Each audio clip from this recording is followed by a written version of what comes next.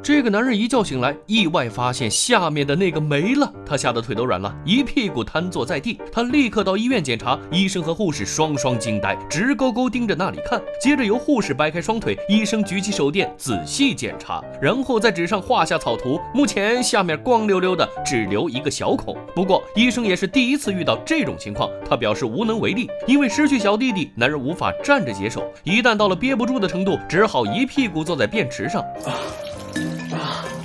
公司同事看到后吓了一跳，男人也感到很不好意思，只能默默提上裤子。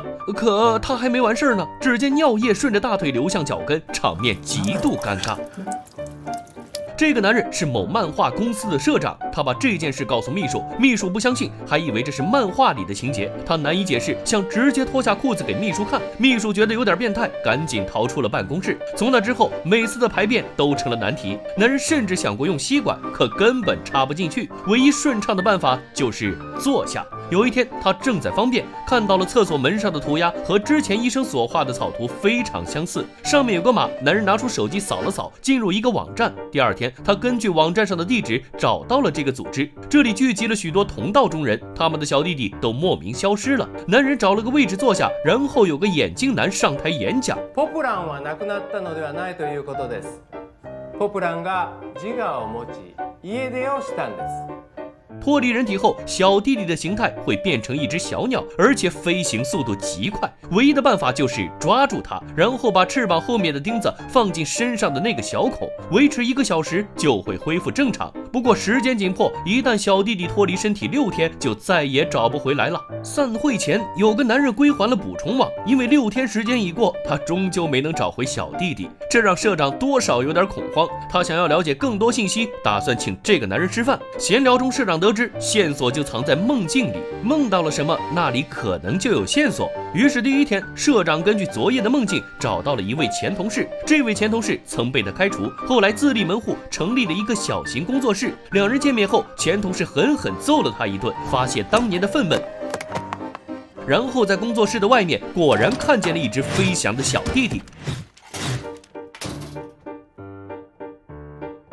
只不过飞得太快太高，根本没机会抓住，这该如何是好啊？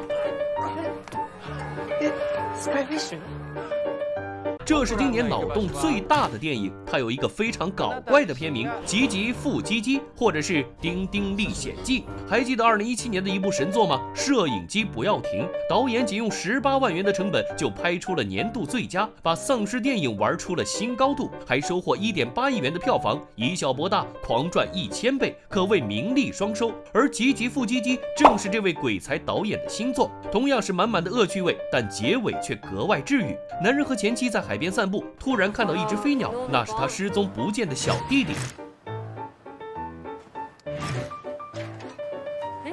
只见他飞进了一间仓库，男人果断追了上去。赶到仓库后，他关上门，本想来个瓮中捉鳖，不料小弟弟直接飞进了他的嘴里。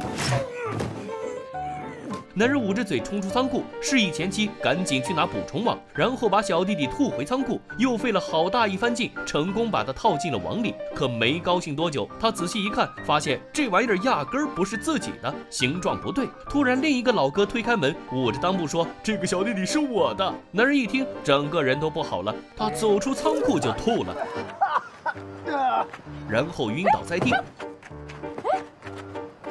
前妻把他带回家照顾，吃晚饭时还见到了女儿，这让他陷入深深的懊悔，忆往事不可追啊！临别前，前妻对他说：“もう二度と来ないで。”眼看最后期限就快到了，男人还没找到自己的小弟弟，他又回了趟老家。母亲开门见到他，感到难以置信，哭着给了他一巴掌，然后赶紧喊他爸出来。可父亲推开门，冷冷地看了一眼，一言不发。这几年忙于工作，他已经很久没有回来看望二老了，和父亲之间的关系也闹得很僵。之后他带上捕虫网，来到附近的一所神社，准备再次捕捉飞翔的小弟弟。可令他始料不及的是，小弟弟提前被2个小学生抓住了，还被装进了书包里。男人不能直接硬抢，也对说出真相羞于启齿，只能连蒙带骗跟小学生说那玩意儿有毒，安全起见必须立刻交出来。皮膚はすぐにただれ、そして皮膚はすぐにただれる。小学生被吓到，连同书包一起丢过去，书包里的小弟弟被重重砸在地上，男人的下面也随之产生一阵剧痛。这个男人的小弟弟不见了，变成一只飞来飞去的小鸟，而且还出现了人传人的现象。这群男人的小弟弟全都不翼而飞，挽救的办法只有一个，那就是用特制捕虫网像抓昆虫那样把它抓回来，再装回下面。时间紧迫，一旦小弟弟脱离人体超过6天，就再也回不来了。男主小帅也是受害者，他的小弟弟碰巧被2个小学生抓住，装在了书包里。小帅小心翼翼打开书包，没想到被呲了一脸。小弟弟逃出书包后又飞走了，简直防不胜防。转眼已经到了最后期限，一大早，小帅开车送父亲去医院，一路上父子俩都在沉默，他们关系不和，谁也不愿先开口，直到父亲打破沉默。虫探してるのか。虫っていうか、スカイフィッシュ。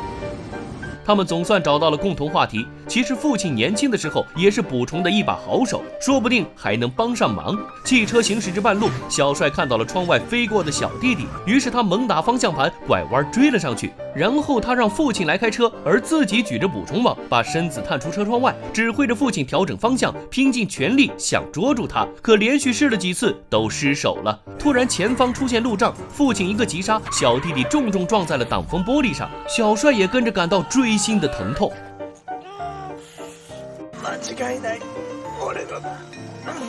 于是他立刻下车，举着捕虫网冲进树林。此时父亲看着车内另一只捕虫网，他的 DNA 也动了，于是跟在了儿子后面。小弟弟在海面飞了一圈，转头又冲进了树林。